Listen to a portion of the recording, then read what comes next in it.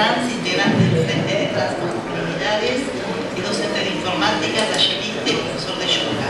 Fue una de las primeras personas contratadas en el marco del programa de inclusión laboral para personas trans en el retiro de trabajo, empleo y seguridad social en el año 2012, al que finalmente renunció en 2016. Previamente fue parte del Frente Nacional por la Ley de Identidad de Género, cuya propuesta de ley fue finalmente aprobada. A ella tuvimos que convencerlo durante semanas, por ejemplo.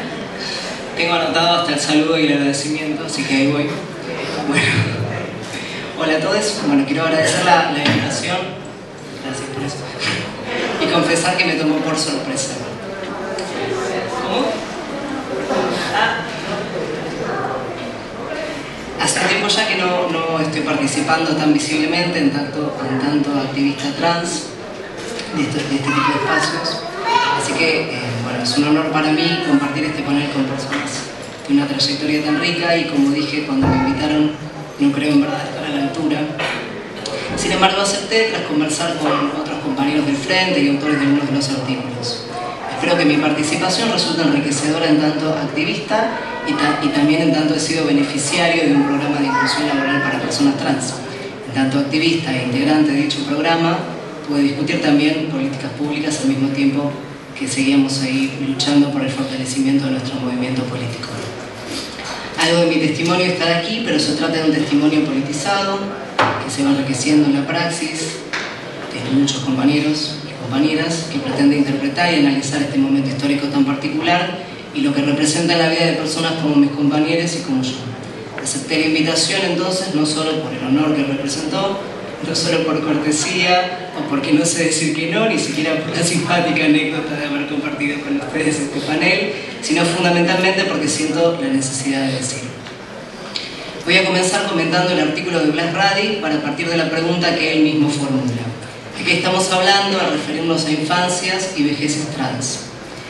Empezar por preguntarnos de qué hablamos al hablar de personas trans es una propuesta de ejercicio que nunca acaba. Blas observa que en general la definición de glosario que repiten organismos públicos y organizaciones sociales y activistas, es decir, la definición que nos permite de alguna manera salir del paso, es la que funcionando como un paraguas semántico que engloba diferentes formas de identificarse, nombrarse o reconocerse individual y colectivamente, refiere a las personas trans como aquellas que se identifican con un o unos o ninguno, agrego, géneros diferentes al asignado o al asignado al nacer. Sin embargo, señala, sucede en la práctica que los términos trans y travesti funcionan como intercambiables. Esto no solo resulta confuso, o mejor dicho, no se trata simplemente de confusiones salvables, sino que más bien oculta estas formas de vida de las comunidades que nombra, operando de manera anecdótica. Así todas las personas trans pertenecen a la comunidad travesti o sus formas de vida están relacionadas. Esto es particularmente problemático a la hora de pensar en las personas trans que son sujetas de las políticas públicas a las que nos dirigimos.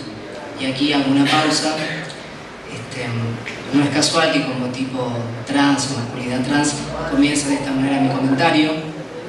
Casi es hasta a esta altura un lugar común para nosotros, insistir en que se nos tenga en cuenta, que somos visibles, que existimos. Pero aquí estoy yo, un chabón trans, tomando la palabra, teniendo en cuenta, ocupando este espacio y también compartiéndolo con otros compañeros.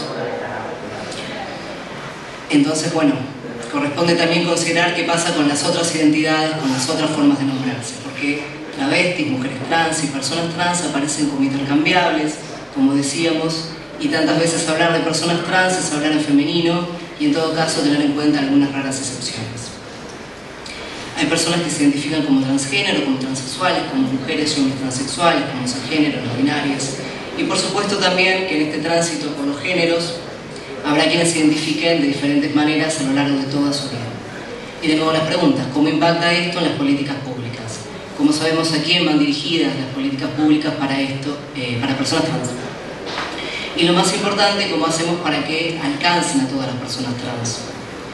Avanzando un poco más, el término trans acuñado como término paraguas nos da una amplitud suficiente para entender las trayectorias vitales de un conjunto de personas, grupos, colectivos que sufren la estigmatización, la criminalización y el recorte de sus derechos humanos básicos por motivo de su identidad o expresión de género, a lo que se puede sumar o no su orientación sexual. Como bien mencionaba Emiliano Litardo en su artículo, la violencia impone y restringe, pero también produce una otredad injuriante frente a un modelo binario inventado por ella misma. Las identidades no son entonces reductos estancos ni se cierran sobre sí mismas. De radical importancia es el respeto a la consideración por la identidad autopercibida en los términos planteados por los principios de Yogyakarta y recogidos por nuestra ley de identidad de género. Pero quiero volver la atención sobre el aspecto relacional, colectivo de nuestras identidades, que involucra esta lucha que describía Emiliano también, resistencia frente a un poder normalizador de un Estado terrorista sociosexual. Si reconocemos que el derecho humano básico, primero, es el de la protesta, porque implica la posibilidad de recuperar nuestras voces, hay entonces una fuerza radical, transformadora, en el poder nombrarse. Nombrarse y reclamar la escucha de la sociedad, de las instituciones, de allí la gesta del nombre propio. De ahí el colectivo travesti alza la voz, reclama su agencia, su derecho a ser quienes son, a ser nombradas en sus propios términos. Y allí también la lucidez política de una compañera como Lana Berkins que dice, o imagino que dice, marica, necesitamos poner nuestras problemáticas en agenda, necesitamos un estudio serio que muestre nuestra realidad para que las autoridades y el pueblo vean las cosas que tienen que pasar las trabas. Esto que estoy haciendo es una cosa de una desprolijidad histórica importante, pero me refiero que con este primer estudio cualitativo que realizaron las compañeras trabas con aliadas feministas, como Josefina, las compañeras trabas tuvieron un primer documento de eso que estamos necesitando todo el tiempo en estos ámbitos para pensar, discutir efectivamente estas políticas públicas. Creo que esto fue y es todavía brillante, al punto que hasta el día de hoy es referencia obligatoria para hablar de cuestiones trans y permite que las compañeras puedan reconocerse como parte de un colectivo con unas reivindicaciones concretas. Las personas que no cumplen con el binomio sexo-genérico se nombran de diferentes formas. Cada comunidad lo hace en sus términos y así se visibiliza, se politiza, fortalece estos lazos comunitarios.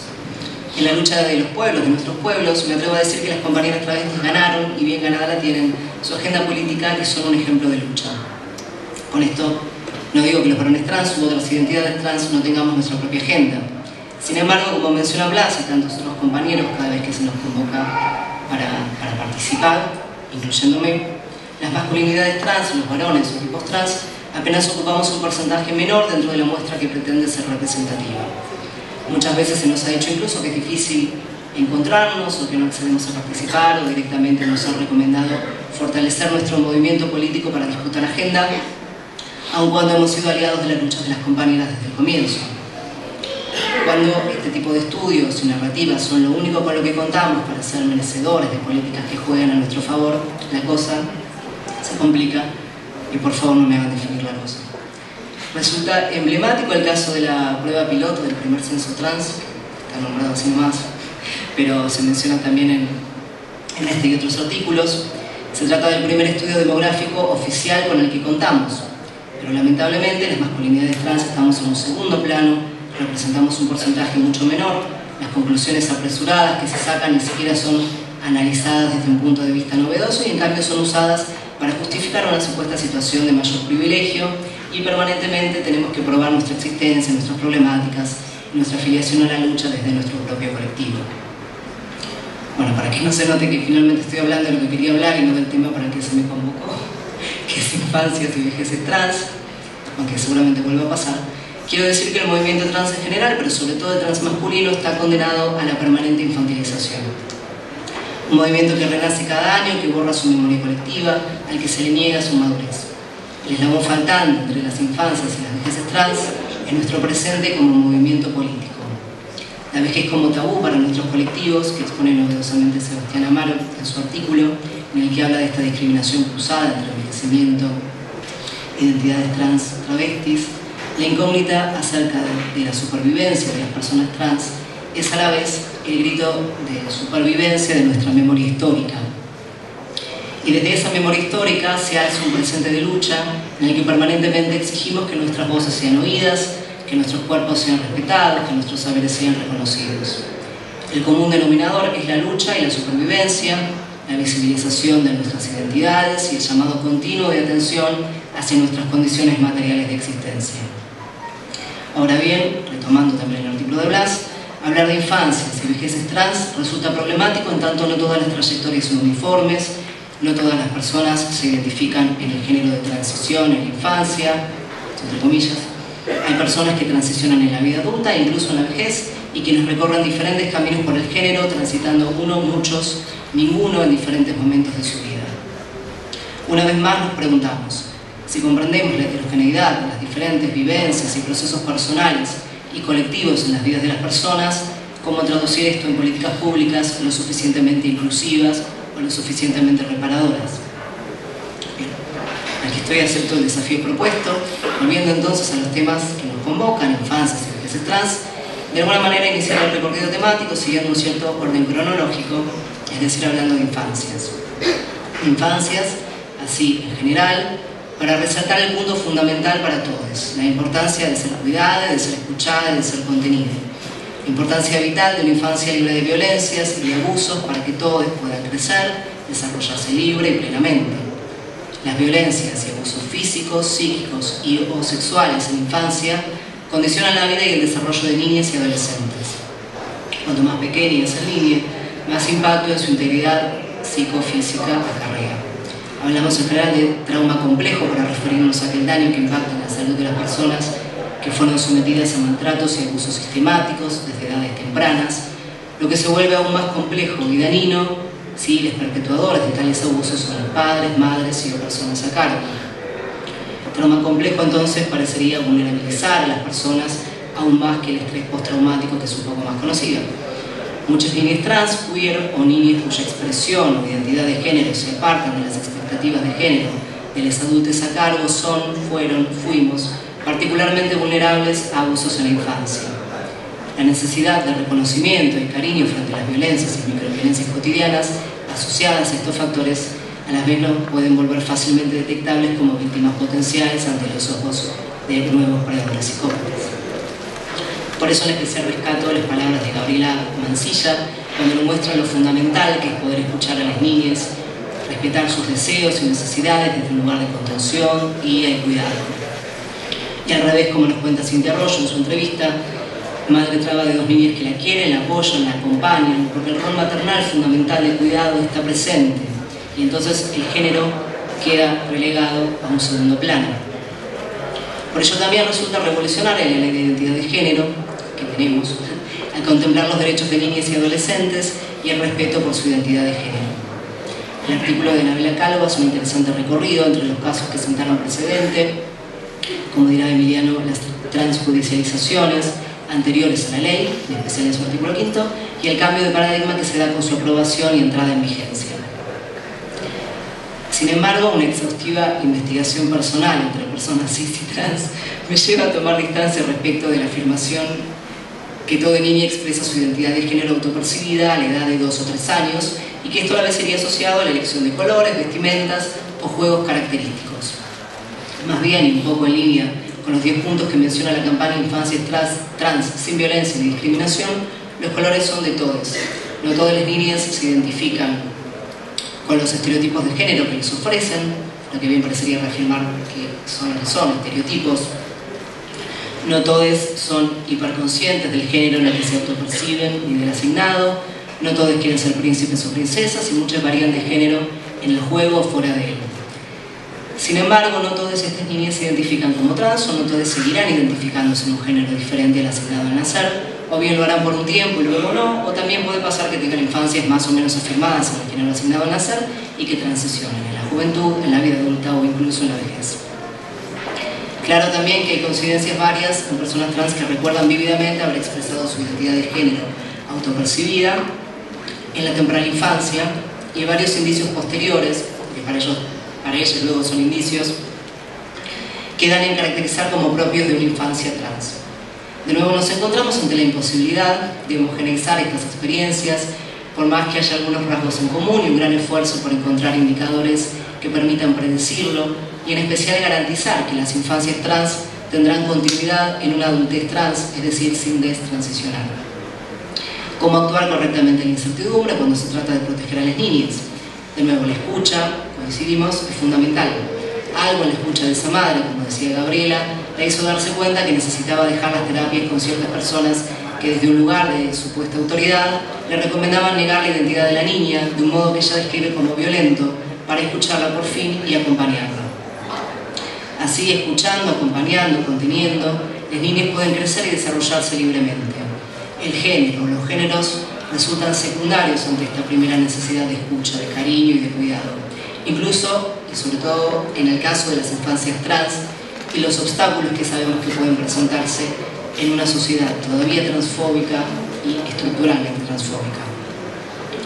Al respecto, Gabriela Mansilla reflexiona de nuevo sobre una política pública concreta, hablando de la importancia que tiene la educación y la formación profesionales de salud o del sistema judicial. Se refiere puntualmente al caso de la Ley de Educación Sexual Integral, que por más revolucionaria que es, no incluye en sus contenidos a las personas trans o intersexuales.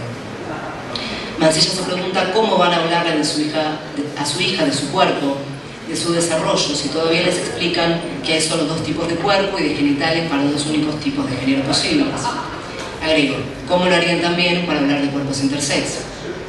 Y traigo dos reflexiones y un ejercicio de memoria histórica. Antes de la publicación del material de la ESI, este material circuló entre algunas organizaciones y activistas LGTBI para comentar. Desde varias organizaciones observamos la ausencia de personas, de relatos, de contenidos trans e intersex justamente en la publicación. La respuesta fue que les parecía demasiado revolucionario, que no sabían si lo iban a aceptar y que ya era bastante jugada la propuesta sin hablar de cuerpos y vidas trans e intersex. Yo entiendo la inquietud y creo que el trabajo ha sido maravilloso, pero la verdad es que si conoceremos este argumento, si el feminismo conocerá este argumento, ¿no? Sin embargo, a nosotros todavía nos pasan estas cosas. Es de aquí que, donde los contenidos de la ESI son aplicados, constantemente organizaciones de la diversidad y activistas recibimos dudas y el reconocimiento de la necesidad de capacitación en estos temas. No se trata de una necesidad académica, caprichosa o insaciable de conocimiento. Se trata de la necesidad de dar respuesta a diferentes realidades que ya están en las aulas, en el sistema de salud, en la sociedad. En fin, esto es una cosa que nos pasa constantemente desde las políticas públicas con perspectiva de géneros y no dejo de pensar en la editorial de Paula Viturro. Entonces, empecemos por hablar de feminismo tradicional, de las mujeres, porque el otro es muy complejo. ¿Saben qué? Mejor sería que dijeran, no sé de este tema, necesito formarme, aprender. Y por favor díganlo antes de decir que lo saben todo porque tienen un amigo trans. Porque después, y ahora y todo el tiempo, nos encontramos con políticas públicas que resultan insuficientes o mal encaradas, mal aplicadas porque terminan haciendo daño, perdiendo la invaluable oportunidad de hacer historia y efectivamente reparar.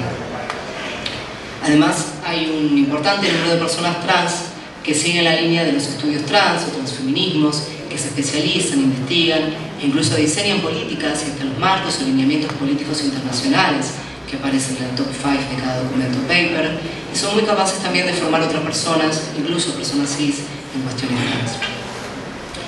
Hablo de estas cuestiones que necesitan incorporar como corpus para la justificación, planificación y ejecución de dichas políticas.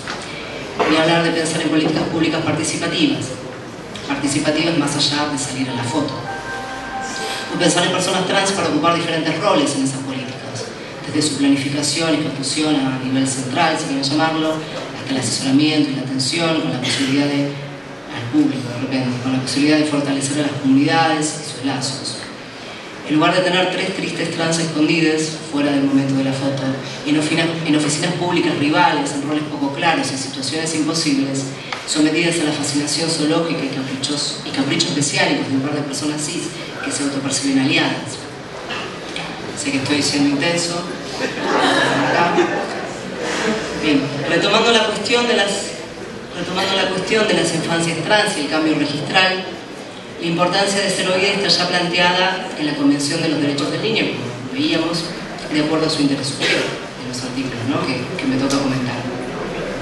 Además del texto de Anabela Calvo, el de Sofía Novello Funes y Alejandro Mamani, analizan cómo esto se plasma en la Ley de Identidad de Género, especialmente en el artículo 5, a través de los casos que necesitaron judicialización.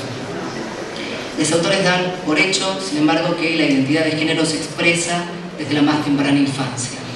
Si bien tengo mis dudas al respecto, y hay ciertos estudios que reconocen que un porcentaje de alrededor de un 40% de niñas trans no continúan identificándose de la misma forma al crecer, aunque, no sé, no creo que esto siquiera sea un argumento que invalide la necesidad de escuchar a la niña y acompañarla en cualquiera sea el proceso de generización que emprenden su vida con o sin cambio de DNI. La clave está en poder cuidar, proteger y contener, dando a conocer la amplia gama de posibilidades que las personas tenemos para vivir nuestra vida, nuestros géneros y sexualidades. Si más adelante quisiera cambiar nuevamente su DNI, la ley lo contempla. En definitiva, si ya estamos hablando de la identificación de las personas a través de sus datos biométricos, ¿por qué habríamos de seguir insistiendo en el argumento de que el nombre y el género resultan de alguna manera relevantes para el control estatal? Hay, sin embargo, otros casos. Las estadísticas con las que contamos, mayormente pensadas para mujeres trans y travestis, como ya observamos y las que conocemos, hablan de un abrumador porcentaje de expulsión temprana del hogar ante la expresión de género de niñas, adolescentes y jóvenes trans y travestis. Como dijimos, el impacto del abandono, del maltrato, violencias y abusos varios, en especial si son cometidos por la propia familia y a edades tempranas, dejan huellas imborrables y muy difíciles de sanar en las personas y para toda la vida. A las múltiples violencias que podemos pensar interseccionalmente, debemos pensarlas en el contexto de las vidas de las personas y traducirlas en gestos, modos de ser y estar, rostros concretos, vidas de hermanos, o correremos el riesgo de repetir como lores datos objetivos de una realidad injusta, pero sin capacidad de comprenderlo, de entenderlo emocionalmente, y menos de reconocer los efectos que estas violencias dejan en nuestros cuerpos, o más bien cómo nos moldean y se reflejan en nuestras interacciones en tramas complejas que recrean en un loop infinito escenas de opresión, revictimización, supervivencia. Las infancias violentadas se vuelven adulteces difíciles de sobrellevar, con características que dificultan la vida social, la inserción laboral y el relacionamiento en marcos saludables. Sin ánimo de estereotipar, digo todo esto, aclarando que por supuesto nada es estanco ni irreversible, que yo mismo formo parte de este grupo que vive de esta forma. El ciclo repite las violencias primarias, y cuando uno encarna la abyección, la desviación de la norma social cis heteronormativa, las violencias y los estigmas se van sumando. Por ahí salía también el llamado estrés de minorías. Por más que los esfuerzos de adaptación en los casos de estrés postraumático, trauma complejo, serían en verdad dignos de premios. La marginación, la soledad, las dificultades para subsistir, para sobrevivir, se presentan de varias maneras. La muerte está a la vuelta de la esquina, en la oficina, en los artilugios que probamos para resistir día a día, en el chongo que nos daría amor, y la resistimos en nuestra cabeza de formas sobrenaturales.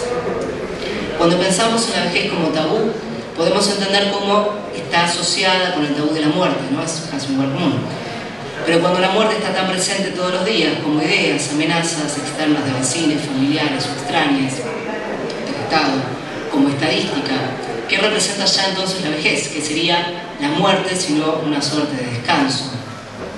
El estigma social, el rechazo permanente, la violencia física, sexual y simbólica forman parte de nuestra cotidianeidad. Eso significa que están en la sociedad todavía de forma estructural, sistemática, por más que haya cambios, sí, que haya normativa y políticas que nos reconozcan. Y acá anotaba Emiliano Mitardo en su artículo las sofisticaciones de estas violencias, cuando se cuelan en discursos políticamente correctos, y para ello traía el ejemplo del greenwashing. Muchos activistas llamamos la atención sobre las violencias incluso de nuestros propios aliados. No obstante, lanzo de nuevo la pregunta: ¿cualquier política es mejor que ninguna? ¿Seguimos pensando en los objetivos de mínima que se necesita para pensar políticas públicas? ¿Por qué en el caso de las personas trans tantas veces deja de recurrirse a especialistas para su diseño y seguimiento? ¿Por qué raras veces encontramos un punto medio entre el asistencialismo y la exigencia desmedida? ¿Por qué las personas trans debemos conformarnos con ser beneficiarias de estas políticas y secretas artífices en un eterno closet y no ocupar roles estratégicos o jerárquicos? ¿Dónde está el techo de cristal trans? ¿Por qué nuestros sueldos son menores? ¿Por qué quedamos expuestas a la transfobia más gruesa y a la más sutil? ¿Por qué las políticas reparatorias inclusivas nos exigen un nivel de sacrificio y adaptación superhumano? Esto ya lo estoy repitiendo. ¿Por qué a las personas cis les encanta enumerar nuestras problemáticas, pero realmente tienen dificultades serias para apoyarnos cuando nos ven materializarse, afectando en vivo y en directo nuestras vidas? ¿Por qué en las políticas públicas para personas trans no se incorpora también la dimensión del estrés postraumático? En este juego de interseccionalidad, ¿no? En las políticas públicas de violencia contra mujeres. De la mano del reconocimiento vendrá la reparación. Los artículos de Pablo Mántaras y de Emiliano Litardo nuevamente analizan los casos de pedido de reparación ante la violencia estructural del Estado. Litardo avanza en la tipificación y genealogía de estas violencias por parte del Estado. Ya termino esta estación de diploma. Este Estado que ejerce terrorismo sociosexual, tomando como casos paradigmáticos los actos policiales y lo que llama la transjudicialización, la judicialización compulsiva de las personas trans para permitir el cambio registral. Enseguida retomo el tema de las reparaciones para ligarlo de vejeces, pero quiero detenerme en el escrito del juez que falla a favor del amparo, no me acuerdo el nombre, y otorga la pensión claseable a modo de reparación histórica, porque cada una de esas palabras tiene una fuerte resonancia. Victimización que lleva a condiciones de marginalización. Situación estructural y continua de discriminación que coloca a estas personas en una situación de nula vida porque el despojo de derechos y proyectos existenciales era casi total. Sobrevivir dentro de una sociedad hostil y ante un Estado indiferente. Daño al ser casi absoluto e irreversible, imposibilidad de asegurar la autonomía y la libertad de elección del propio plan de vida. Esto resuena en nuestras propias vidas, porque nuestros estándares, como decía al principio, no pasan de la supervivencia, del pedido de aceptación, del reclamo por la dignidad o la inclusión, una mínima calidad de vida. Pero el movimiento trans es fuerte cuando reconoce sus deseos, sus necesidades, cuando se burla de la burla cotidiana. Por ejemplo, basta la ya mencionada millones de veces la identidad de género. Nuestras aliadas hoy se regocijan en el reconocimiento de esta ley de vanguardia, ley revolucionaria que marcó los pasos de otras normativas a nivel internacional, reconocida en todo el mundo y aplaudida por los movimientos trans también en todas partes. No fue bien con la ley porque fuimos por todo. Fuimos por el objetivo de máxima cuando nos decían que nos conformáramos con el cambio de nombre o que no iba a salir porque contemplaba la salud integralmente, incluyendo la salud transicional o de reafirmación. Fuimos por todo y fuimos en alianza, una alianza frágil que seguramente mostró sus hilachas a tiempo de aprobada la ley, pero una alianza al fin. Tras la promulgación de la ley, muchas cosas no salieron como esperábamos, desde su reglamentación total hasta una serie de políticas públicas que trajo emparentadas. Si bien el momento era inédito y el clima se vivía con optimismo, creo que algo en el movimiento trans falló al dividirnos, al perder buena parte de ese ir por todo. Las promesas de políticas inclusivas perdieron fuerza en el juego de intereses políticos personales, profesionales o de tal o cual organización. Nuestra agenda quedó nuevamente relegada a la G y a la L y perdimos oportunidades de alianza con otros actores políticos. En el análisis de correlación de fuerzas nos encontramos ante muchos compañeros en situaciones muy diferentes a las que nos habían presentado como una promesa, una posibilidad y un compromiso cuando era ya un poco tarde. En un contexto de neoliberalismo salvaje como el que vivimos ahora, las llamadas políticas focales resultan insuficientes, si acaso no lo eran ya en un contexto de capitalismo más benévolo.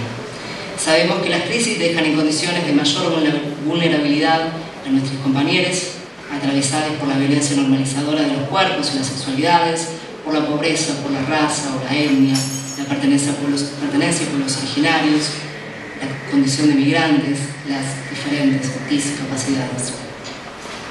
Pero que estemos aquí, que nos sigamos encontrando en ocasiones de lucha, en este tipo de encuentros, en diferentes espacios, sigue siendo un buen signo, repone de alguna manera las esperanzas.